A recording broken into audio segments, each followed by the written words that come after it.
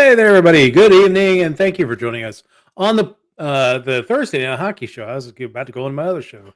Yeah, so a big week of hockey has gone by. We're finally getting everybody back from the All Star break. Full slate of games going on tonight. And while we talk about what's going on tonight, let's take a look at tonight's schedule. Tonight's schedule is uh, quite a few games. So 7 p.m. Eastern. Florida is in Washington to take on the Capitals. The Montreal Canadiens are in Carolina, take on the Hurricanes as they prepare for the Stadium Series game. Uh, Columbus hosts Winnipeg at 7 o'clock. At 8 o'clock tonight, Boston is in Nashville. At 9 p.m., Detroit takes on Calgary at the Saddle Dome. New Jersey is in St. Louis. And at 10 o'clock tonight, you got Philadelphia and Seattle and San Jose and the Vegas Golden Knights. I want to thank everybody for joining us, whether you're on TikTok or on TikTok over here. If you're on YouTube, Facebook, Twitch, Twitter, all the other platforms, thank you so much. If you want to subscribe to my YouTube channel, there's a handy dandy little code up there at the top corner, a QR code if you want to join that way. Thank you for those of you on TikTok. If you're on TikTok, please tap the screen and give us a few likes. Helps generate some views for the show. I like to talk about hockey. If you haven't been on the show before, really appreciate everyone joining us tonight. So this week we had a story come out in ESPN, and let me share this story. Actually, it happened just today. ESPN had their top 10 defensemen of the year, and it's an interesting list because the top defensemen this season are not really near the top of the list. So right now they've got number one Cale Makar, which is not a bad choice. I don't disagree with the choice of Cale Makar as the top defenseman. Let's see. Yeah, we got people watching. Hey, how's everybody doing? But yeah, it's Cale Makar, top defenseman in the league. I don't have much of a problem with that. He has played really well. You could uh, make a case for a lot of the other defensemen at the top of the list. So number two, they've got Adam Fox. I think Adam Fox is rated too high on this list. He's had a couple really good seasons, but to me, I'm really more sold on. I think this is more kind of the whole East Coast New York City bias that he plays for one of the most popular teams. That's why he's up there. But I will say that this is a list that was voted on by media and players. So number three is Victor Hedman of the Tampa Bay Lightning. Uh, you could really make a case whether it's Victor Hedman or Cale Makar. I think Cale Makar has a better higher end skill set, but I think overall game, I think Victor Hedman is still the top defenseman in the league. Roman Yossi, you can't go wrong with him. I mean, he puts up a pile of points every year. Um, uh, just a great offensive defenseman. Last year was threatening 100 points, and not as good a year this year, which is probably impacting his score. But not a bad choice at number four. Charlie McAvoy. I think this is a guy that's really coming into his own as far as the defenseman goes. So I don't have too much of a problem with him being in the middle of this list, but I think there's some players at the bottom of the list that probably are a little bit better than Charlie McAvoy. Number six, Eric Carlson is one of the guys I would have above him. Although I think Eric Carlson is impacted by the fact that he has had such injury issues the last few years. And this has been his big comeback season. So maybe that's really impacted his score at number six. But Eric Carlson right now is leading the NHL in defenseman scoring by a pretty good margin. Number seven, Mira Heiskanen. Uh, Decent player. I'm not sure I have him that high up on the list. I mean, if I was drafting a fantasy hockey team, I wouldn't mind him on my fantasy hockey team, but I think there are better defensemen lower than him on the list, including number eight, which is Rasmus Dahlin of the Buffalo Sabres. He's having a breakout season this year, but I think this has been coming for Rasmus Dahlin. And the number one pick of the 2018 draft, he's really, really coming into his own. And yeah, I would definitely have him above someone like Heiskanen. Jacob Slavin of the Carolina Hurricanes, one of those kind of on the back end of the Hurricanes, the straws that stirs the drink for the Hurricanes. Not a bad choice at number nine. And at 10, the name that I hate the most in the NHL, Dougie Hamilton. It's Douglas. Damn it, you're an adult. But you know, outside of last season, has had a really good career and don't have a problem with him being on the list. So tell me what you think. Do you think that that was a good list of players? They had some honorable mentions like Hampus Lindholm of the Boston Bruins, Devin Taves of the Colorado Avalanche, Zach Werenski, who is a fantastic defenseman. And I think if he was not injured 13 games into the season, probably would have been on this list. And then Drew Doughty.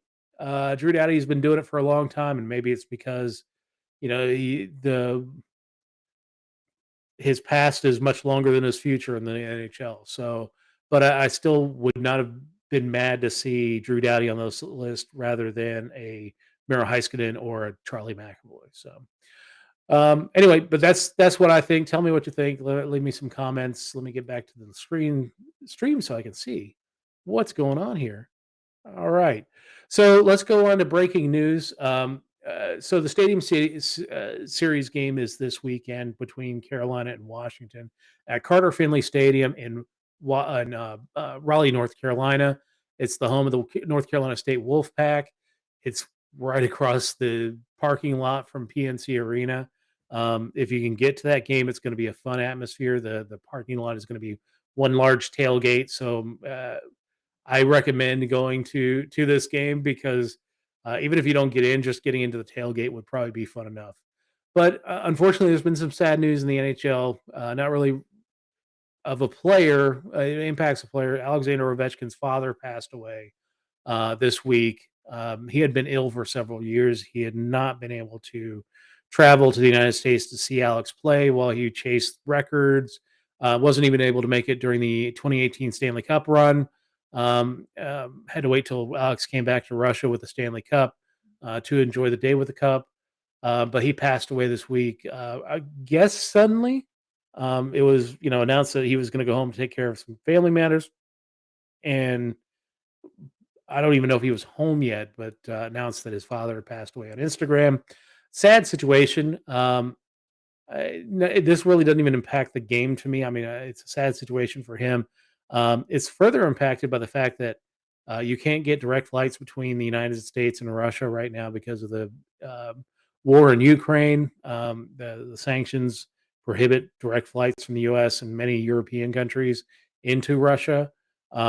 So he probably had to fly to China and then into Russia, or fly. Uh, mm, I wouldn't even know how he would get to Russia, other than flying, maybe flying west and heading that way. But yeah, it's good. They say he's going to be out at least a week. I don't think it's. I think it's going to be a little bit longer. Just getting him back into the United States is going to be enough of a problem to keep him from playing anytime soon. And it's an impact to the Washington Capitals as they battle for the playoffs because they are really on the cusp. They're in a playoff position, wild card position right now, but they are also have played far more games than a lot of teams that are chasing them right now. So can they keep that lead while Alex is gone, or can he come back and provide a spark to the team to get them into the playoffs? He'll be playing for his dad, and there'll be some motivation there. Other news this week: Detroit's Jacob Vrana is back with the team. He did a conditioning stint with the Grand Rapids Griffins. He had been in a few months into the NHL's personal. It's a rehab type facility. I'm not sure exactly what it was. There was some sort of alcohol addiction, but he's back. Did his conditioning stint. He came back just in time because there've been some injury news for the Detroit Red Wings, which we'll get into in a moment. The other piece of news this week is that Buffalo's top prospect, Devin Levi, goaltending prospect playing with Northeastern University in Boston, helped backstock the Huskies to the Beanpot tournament, which is the biggest in-season tournament for the NCAA, college hockey in the United States. It's a tournament that features four major university teams in the Boston area. So it's Harvard, it's Northeastern, then it's Boston College and Boston University. And for years, it really was, kind of Boston University versus Boston College's tournament to fight out and win and share the trophy. Over the last few years, every once in a while you'd see like Northeastern or Harvard make it to the final, but usually it was Boston University or Boston College.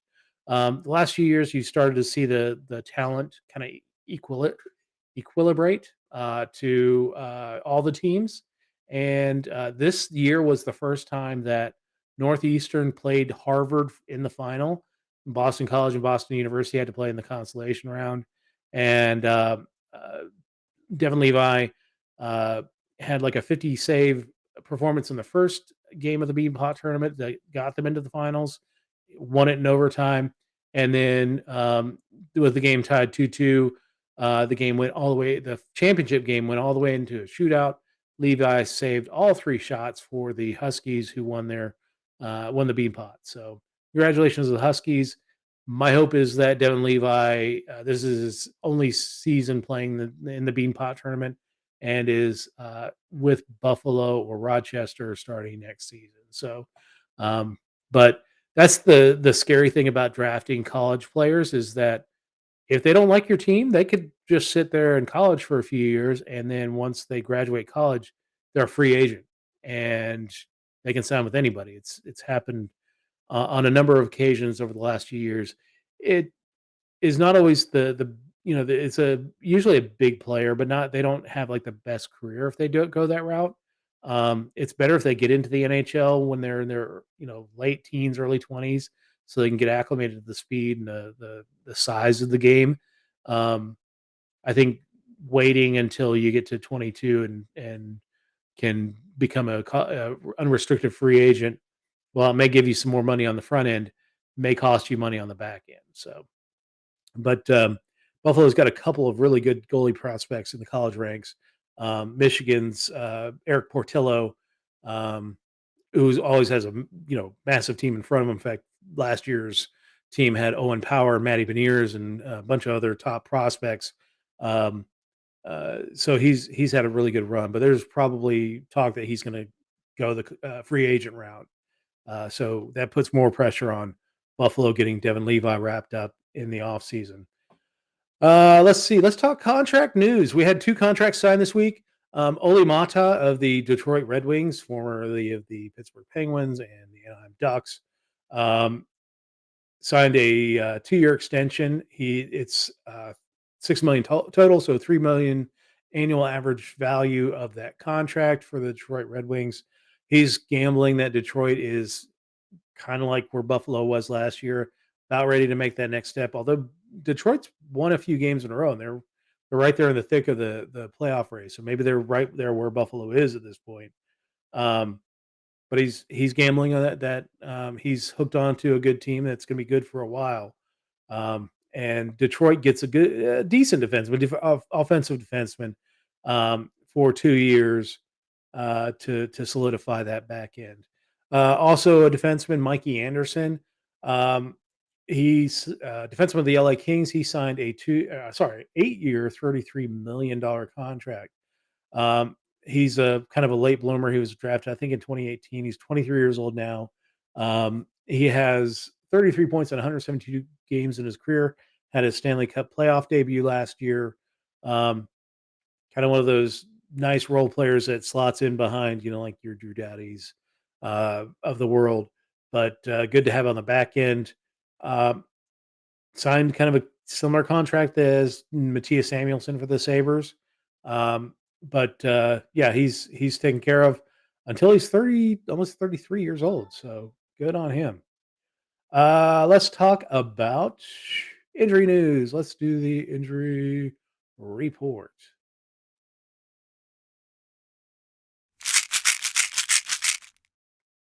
Yeah, so some news as we're getting these, all the teams back uh, from the All Star Game break, whether it was before the All Star Game or after the All Star Game. We're now back at full strength, and we're now starting to see injuries pile up. First, and probably the biggest news among them that's going to impact the next few weeks is Jonathan Taves.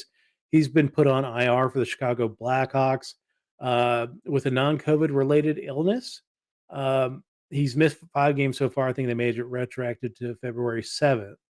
Um, Now he has missed an entire season in 2021.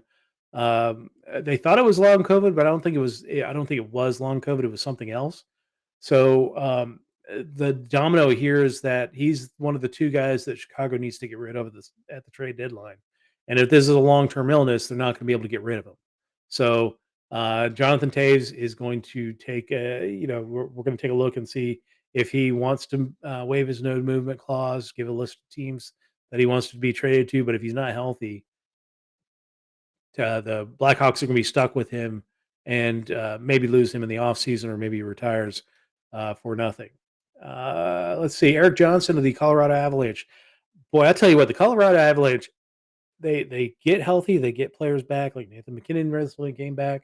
Um, they're but then they lose other players. It's kind of this revolving door injured list for long term injuries.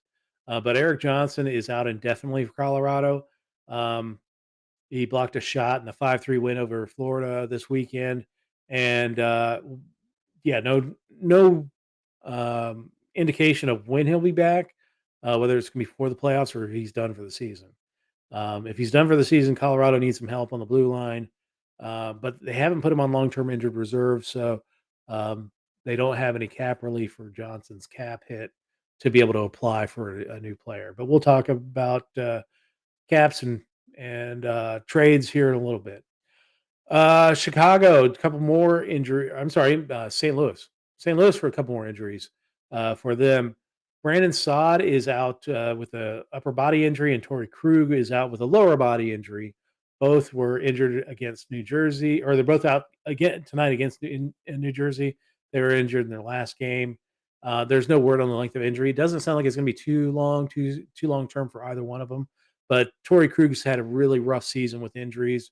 He had just come back from a long-term injury last month and has only played a handful of games and is once again injured. So it's been a tough season for Krug and tough season for St. Louis as they decide what they're going to do. They've already made their big move with Vladimir Tarasenko. Who else moves before the trade deadline for St. Louis? And then finally, as was talked about, Jacob Vrana coming back for the Detroit Red Wings. Lucas Raymond, good young player for the Detroit Red Wings, is injured. He injured lower body during practice. Sucks. Um, Never great to get injured, but at least if you do it in the game, you did it doing something. Injured in practice. They have not released any timetable on his return. So he'll Detroit, who's been making a really good run of late, um, loses a really nice piece on their front end. Although getting Jacob Frana back kind of mitigates some of that. And then finally, Arbor Chekai with the Montreal Canadiens. Really good story this year. I mean, he was a undrafted free agent, played in Canadian college hockey, kind of like Logan Thompson. Um, but really one of these grinders, muckers, kind of a throwback. He's the current leader in NHL penalty minutes. He was injured in a fight against the Oilers' Vincent Desharnais, um, and there's no timetable on his return. It's an upper body injury, but hopefully things go well for him because it's really cool to see a guy that really has kind of scrapped his way into the league and played well in his time in the NHL. All right, let's talk about the 3 stars of the week. So 3 stars of the week this week, a flavor of a little bit of Russia, a little bit of Sweden, and a little bit of I believe American. So Artemi Panarin is the first star of the week for the New York Rangers. He scored 4 goals, 5 assists, 9 points in 4 games for the Rangers, all victories, as the Rangers are really heating up. Eric Carlson, the San Jose Sharks, 2 goals, 5 assists, 7 points, as San Jose's had a pretty decent run coming out of the All Star break, especially with Carlson. He's done his work in 3 games. And then Clayton Keller of the Arizona Coyotes. I think that's the first time they've had a player of the week this season. But Keller, 3 goals, 4 assists, 7 points in 3 games for the Coyotes, who have been really rolling. I think they've got points in 7 straight games right now. So no trades this week, which is interesting because we had some, you had the Bo Horvat trade, you had the Tarasenko trade. You would think that teams were ready to start getting the ball rolling on the trade deadline heading into the March 5 deadline. We didn't see anything, but we did get news this week. In fact, you look at my name here tonight. It's scratch for trade related reasons. That is the term of the week. If you are a hockey fan, I wonder what it's like to be scratched for trade related reasons. I wonder if it feels good. But Jacob Chikrin of the Arizona Coyotes on Friday was pulled out of a game, and they laid it out explicitly, pulled for trade related reasons. So everyone immediately thought trade's coming. Trade is imminent. We'll get news before the end of the game about where Jacob Chikrin's going. He is very highly sought after, probably the most sought after on the defensive side because of his remaining NHL career length and relative value. Um, so the big rumor was that he was going to get traded to LA, and apparently that trade fell apart because LA didn't want to part with a prospect that Arizona was looking for. Um, so Arizona not only held him out of the game on Saturday, but they held him out on a game on Monday night. Not sure when they're going to bring him back, if they're going to bring him back. I don't think that if they continue to not be able to trade him, that they can go till March 5 without playing him. I don't think a team's really going to be keen on bringing in a player who hasn't played a game since middle of February when it's March 5, and they're ramping up for a playoff run. So I would expect either they bring him back into the lineup uh, in the next game, or they trade him. The other player is Vladislav Gavrikov, who is a really good young defenseman for the Columbus Blue Jackets, and it's hard to say good young defenseman on a team that's -70 goal differential. Not all his fault. The Blue Jackets have been a little mix of mismanagement in assets and mismanagement or injury issues. Zach Rowinski's out. Um, and they just don't have the horses on the front end to make up for the defensive lapses that they've had this season. But Gavrikov is a good young player. He was also held out for trade related reasons, and he also has not been traded. So I don't know. We'll figure out what happens with Gavrikov moving forward.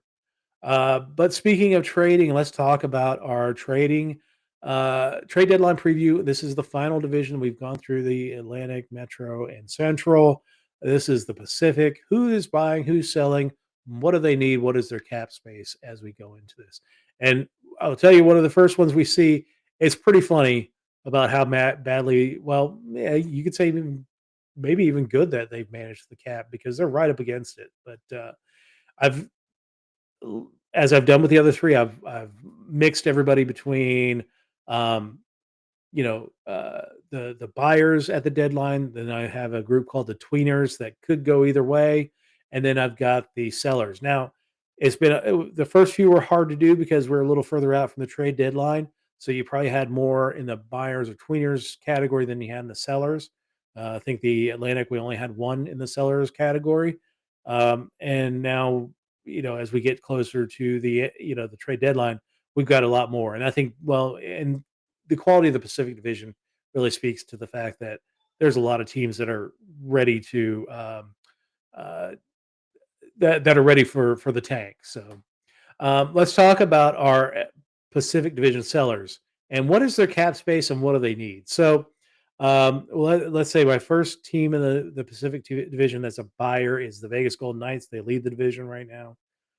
But Vegas only has $4,166 left towards their cap, and that's with all the long-term injured reserve money that they have for guys like Mark Stone, Robin Leonard, um, uh, basically everybody who's injured for the Vegas Golden Knights. With that factored in, all they have left right now is $4,166. You're not going to get. I mean, league minimum is like $800,000. So you really can't. You have to get some cap space. That is what it's an odd position for Vegas right now. Is that they need cap space, so they're going to need to trade off something that is taking up a lot of cap in order to bring back something that can help them down the stretch. They need some forward support because of the injury to Mark Stone. Um, and of course, Mark Stone can come back for the playoffs and be okay and that not impact the cap. But until they get to the playoffs and the 1 through 5 in the Pacific Division is so close right now that you really can't guarantee yourself a spot in the playoffs just yet. Right now, Vegas and LA are trading spots. You've got Edmonton and Seattle still in the mix, and even Calgary can get up into that conversation for the at least the 3 playoff positions. So if Vegas goes on a slump like it did last year with their injuries, Vegas is not guaranteed a playoff spot at this point. They played well this season, so I'm not really too concerned. But again, they could go into that swan dive like they did last season, towards the end of the year. LA is the second buyer. They've got a pretty good. They've got a decent amount of cap space, 3.4 million. And remember, when they trade for a player, the money that they're trading for, they could trade for a pretty significant player at this point with a significant cap hit with $3.45 million because they prorate the contract money. So if they start the season with an $8 million contract, if you get to the last month of the season, you're only paying a month of contract, and that's what counts against your cap. They can also do things like the team that trades them withhold some of the cap space or cap money to make the deal work if it needs to work. But LA is really in a good position to bring on a guy like Jacob Chikrin and not really have to sacrifice too much or move another player back to take up some cap space. So Seattle, not I think it's more of the fact that they had a really good summer in bringing in players, but $1.878 million. They should be able to get something pretty decent. They'll probably have to move something out or have the team that's trading with them bring something in. Oh, I forgot to tell you what I was thinking with LA as far as their needs. LA's needs really are they confident that their goaltending is going to be up to snuff to survive that 2-3 matchup? Um, they've had really good play out of Phoenix Copley. Jonathan Quick is up there in years, has been decent. Do they trust that tandem to get them through the playoffs? Uh, Numbers say no because even though LA is up there, they still have a negative goal differential on their team. So either they're winning close games or they're getting routed. And this is factoring in the last 2 games where they've played really well. They routed Pittsburgh 6-0 and Buffalo 6-2 or 5-2. So they scored 11 goals, +9 differential, still a negative for the season. So there's some work that needs to be done. Although Phoenix Copley has a remarkable record at this point, um, but do they trust them? So that would be the thing that if I'm LA, are you looking for a goalie? Or looking for some defensive help to try and bail out your goaltender? That's the question they need to ask or need to answer as we go in there. It looks like they're going for defense if they're going for Chikrin. Although Chikrin, I don't know, is the best defensive defenseman. He's going to give you offense from the back end, but I think they've got that in spades with that team right now. So let's see, Seattle. Yeah, so $1.878 million. They've got a pretty good amount. Probably gonna have to move some out to get some in, or have the team retain some salary in a trade. But Seattle really just needs some forward depth. I think their defense is pretty set right now. They need some forward depth to help augment guys like Matty Beniers, and strengthen them up because they're probably going to be in that 2-3 matchup. They may fall to 4, but I really do feel good about Seattle making the playoffs at this point. They've been just solid this year. They haven't gone too high, too low. So Edmonton, this is actually interesting. I didn't think that they would have this much cap space, but they're at 1.975 million. Again, like Seattle, they could probably bring some money player in. using recapture, maybe using a three-team trade to, two teams taking on a lot of salary if they want to get a big name player like an Eric Carlson, which a lot of teams have said that they're looking at, or Timo Meyer. Um, but yeah, Edmonton will have some work to do. We'll have to work with teams to be able to bring in players, but should be able to add something at the trade deadline as far as what they need. Edmonton has needed defense. They've got offense. They've got all the offense they need, and then some. If they can keep the puck out of their net, um, whether that's, I think Stuart Skinner, who was an all-star, has performed admirably, better than and God, who did they get from Toronto? Anyway, their other goaltender has really outplayed him. So, do they trust Skinner to carry the load into the playoffs? Um, and then let's see. Let's talk about the tweeners. So this is where we've really fallen off as far as tweeners in the divisions. We only have one in this division. That's Calgary. The Flames, they've got a decent amount of cap space. Again, they could probably make a pretty big splash if they want to, like bring in a Carlson or a Timo Meyer, um, and not have to do too much finagling to get that done. But the problem for Calgary is that they're falling off. They just haven't been really that consistent. So at this point, they have to make that determination of, are we a playoff team? Because they're falling back in the race. They're, I think, 6 points back of Edmonton right now for that fourth position. Um, they could still make it if the Central doesn't do its job and get four teams in the playoffs. I think they're tied with Minnesota right now for that eighth position, second wild card position. But um, are they a playoff team? Can they make a deep run? If not, can they move some pieces and retool? I don't think they need a rebuild in Calgary. They've got Markstrom, they've got Kadri, they've got Huberto. They just really haven't meshed. And that's, sometimes when you bring in a lot of new players onto a team, that it takes a season for that to really mesh and for those the players to play well together. So that's where Calgary needs to go. Are we a playoff team?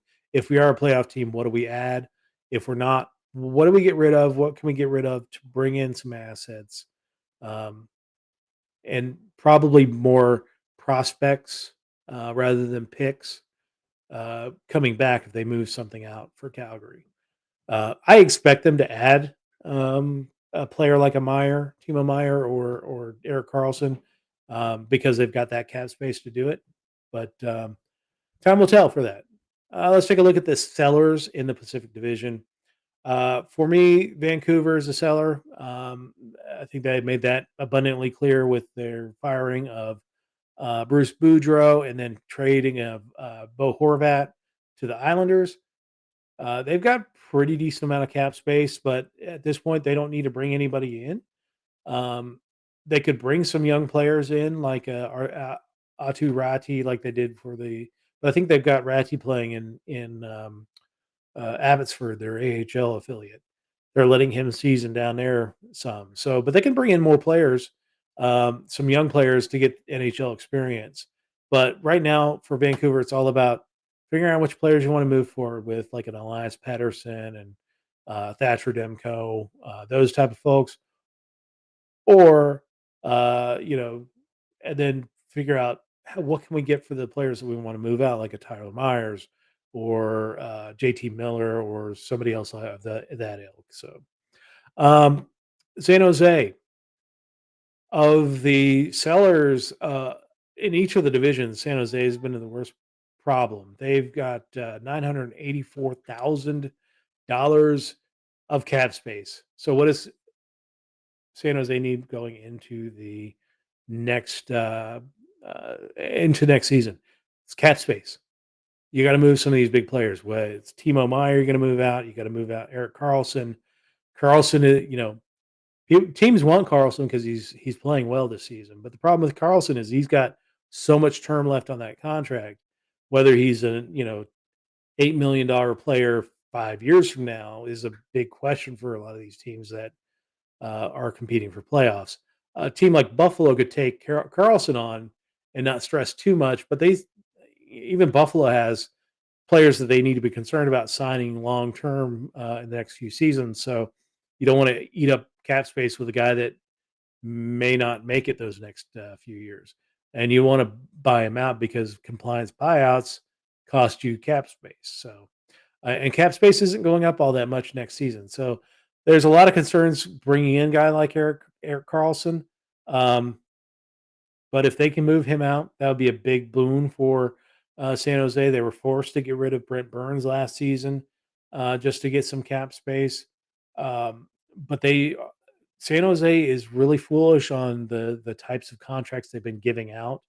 Um, long term, 8 years, at least 8 million to a lot of players, and this is what you see when you do that. You got $984 million in cap space, $984,000 in cap space, and you are miles away from the playoffs. So, and then Anaheim Ducks, Mighty Ducks, are in the basement. Definitely sellers. Definitely in that tank battle for Connor Bedard.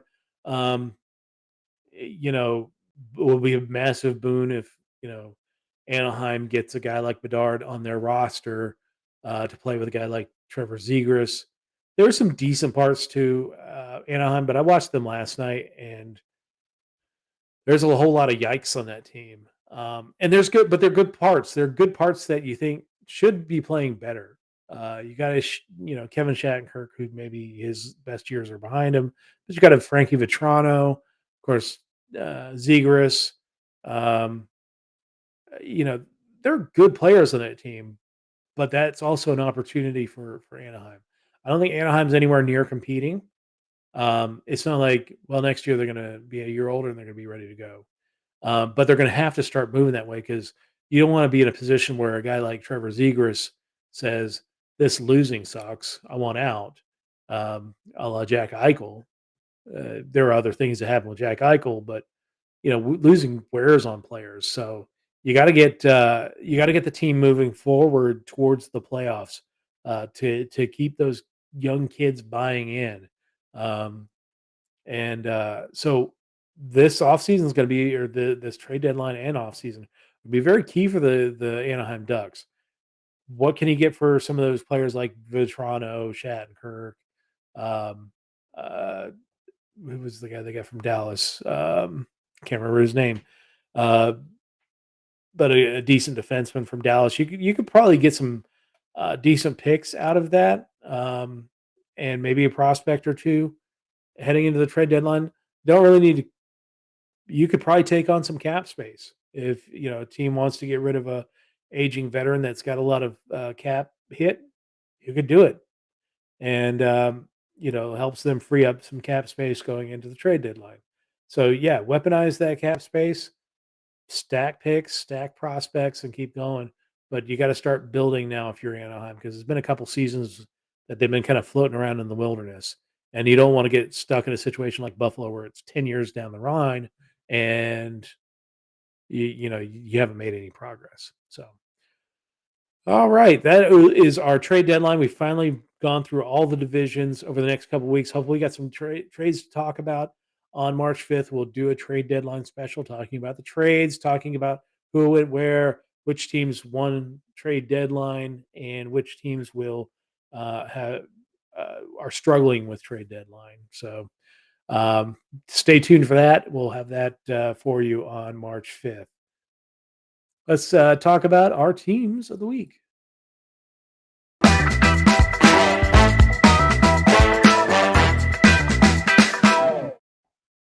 All right, so our teams of the week. Let's start in let me get the captions here. Teams of the week in the Metro Division. Metro Division. Talk about the New York Rangers. They have won 6 in a row. They are 8-1-1 in the last 10, which is the same as Carolina, but they've won 6 in a row, including a win over the Carolina Hurricanes, where while they were tied going into the third period, Rangers turned on the afterburners and won 6-2, I think. But they're hitting on all cylinders. Artemi Panarin, as we mentioned, player of the week. Even Vladimir Tarasenko scored in his first game with the Rangers. So that team is heating up at the right time. Remember, I predicted that the Rangers win the Stanley Cup this season. This is, if they're hitting all cylinders right now, can they catch, can they catch Carolina? Maybe. They may have waited too late to get the roll on, but um, they'll be in that 2-3 matchup going up against who's second place in the let's see.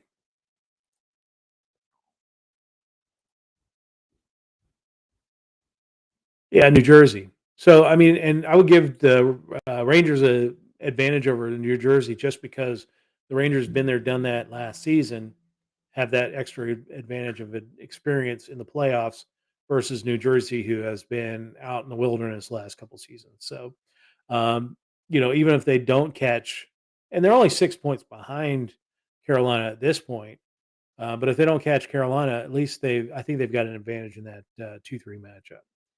My cold team of the week in the Metro Division is Columbus. They now lead the tank battle. They've got the worst record in the league, worst points in the league at this point. So, um, you know, do I think the head honchos at the NHL offices want Connor Bedard to go to Columbus?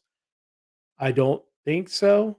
I mean, I think they would want him in a place like Anaheim, or even Gary Bettman's baby of Arizona, which he's been blood, sweat, and tears to preserve that franchise there. Um, but Columbus will have the best at this point would have the best chance at getting Connor Bedard. Not a guarantee, but it is the best chance, like an 18% chance of getting him. Let's talk about the Atlantic Division. In the Atlantic Division, top team is Detroit. Not top team of the division, but top team this week. They're 7-3 in the last 10, and they've won four contests in a row. All right. Yeah. So winners of four in a row. They're they've dealt themselves back into the playoff race. Um, they're tied with Buffalo on points, and if they keep it going, then they could overtake Buffalo. They could overtake Florida and really get into that conversation. Um, I think it's a little too early for Detroit, but we'll see. My cold team, I really don't have any cold team in the Atlantic Division right now. Everyone is at least 500 of the last 10. I could have said Buffalo because they had lost four in a row after winning five in a row. They need a little bit more consistency. But they did have that big win against Anaheim last night. So Buffalo is not my cold team of the week in the Atlantic. It's really just kind of everyone's just treading water at the very least. You got some very good teams, and you got some teams that are playing okay. So and Buffalo, even losing four in a row, or 6-3-1 in the last 10, so not bad. Um, they're just keeping on keeping on. In that Central Division, who is my week or team of the week? It's Colorado. They're 6-2-2 in the last 10.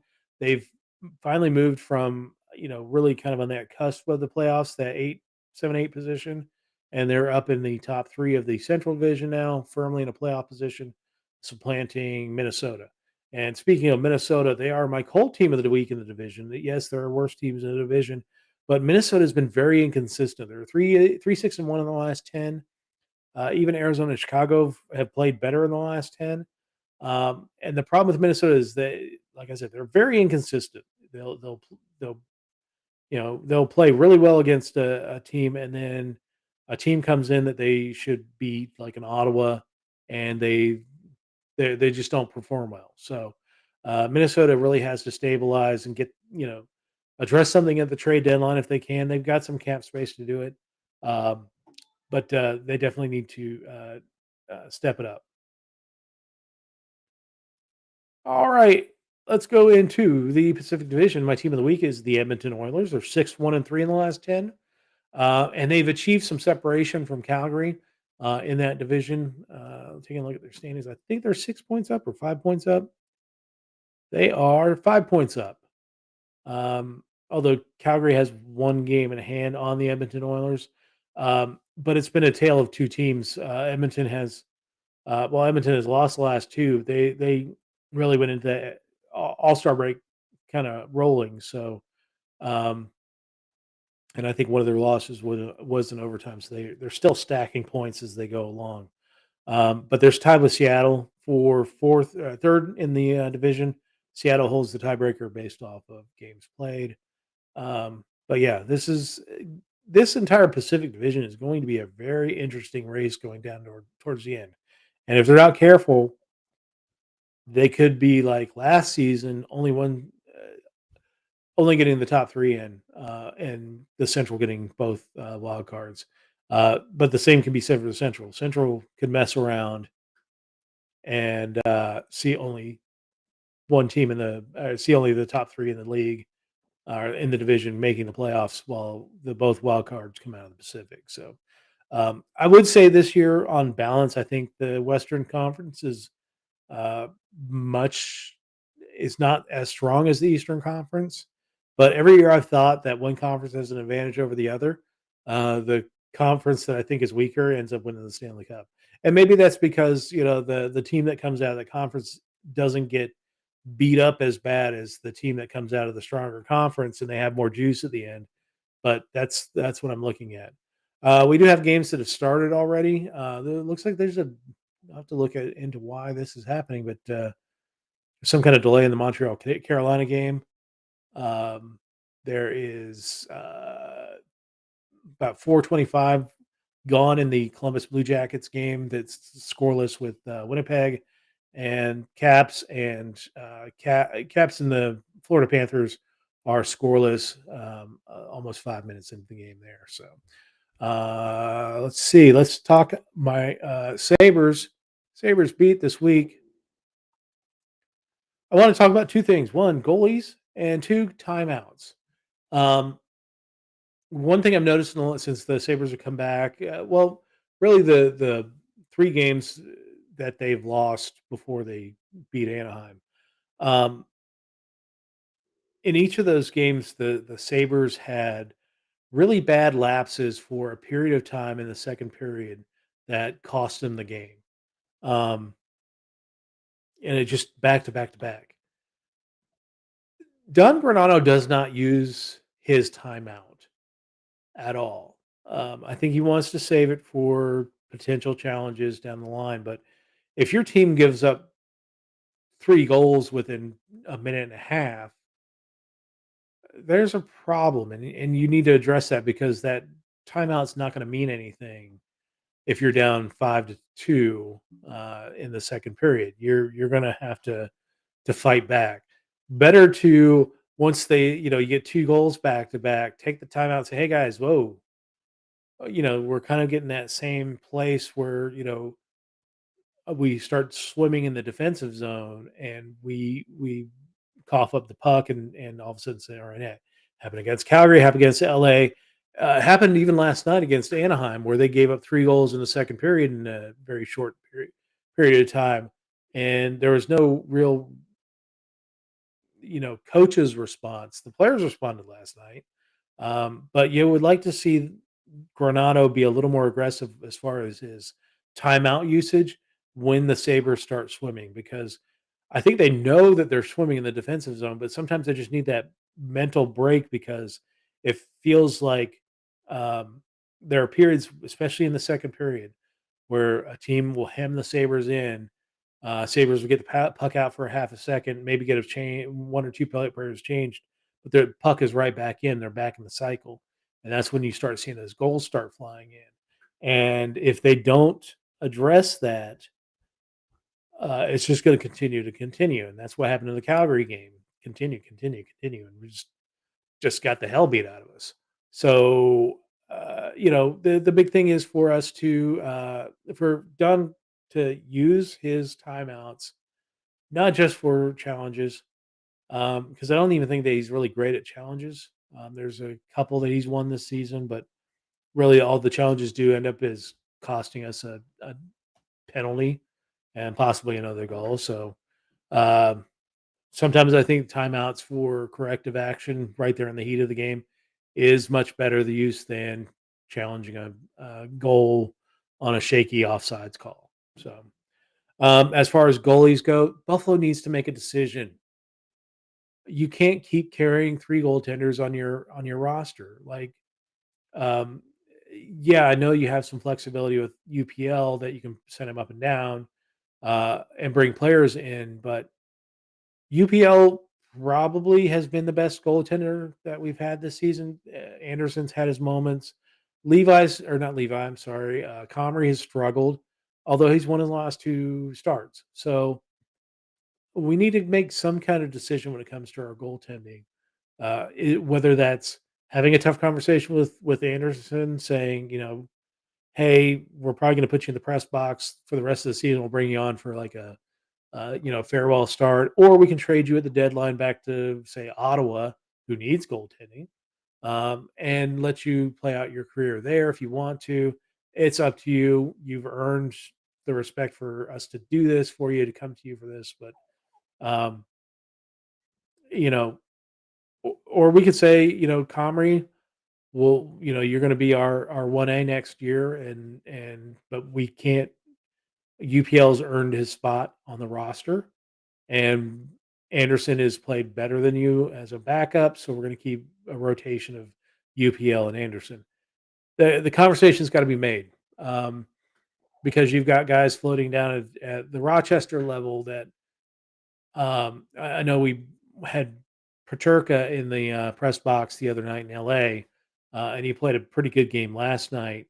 But just getting that rotation of players in, especially these young players that seem to kind of hit a wall at this point in the season, getting them rotated in and out of the lineup for them to get a little bit of clarity and watch the game from the press box and see what's going on. It's worked wonders when they've done it this season, but when you're holding three goaltenders on your roster, it makes it a whole lot harder to do it, especially when you're traveling all the way across the country from your AHL affiliate. So um, they just need to make a decision. That's it. So anyway, that is the show for this evening. We'll be back next week. We'll talk. Hopefully, we'll talk some trades. We'll talk about what's going on in the league. Maybe some contract news as we get players signing contracts, and if there are trades and signings that way, we'll talk about that then. But anyway, thank you so much for joining us tonight. We really appreciate it. On the top of the screen here, you've got the QR code if you want to go to my YouTube channel. I can put it here too. So either one of those QR codes can get you to my YouTube channel. Give us a like, share, subscribe. It really helps us out. Gives us the chance to really grow the channel and get people engaged in the talk. If you have any comments or anything like that, please feel free to uh, talk to us and let us know what you're thinking as far as hockey's going. I love talking about hockey. So anyway, thank you so much for joining us tonight. We will talk to you all next week and have a great hockey week.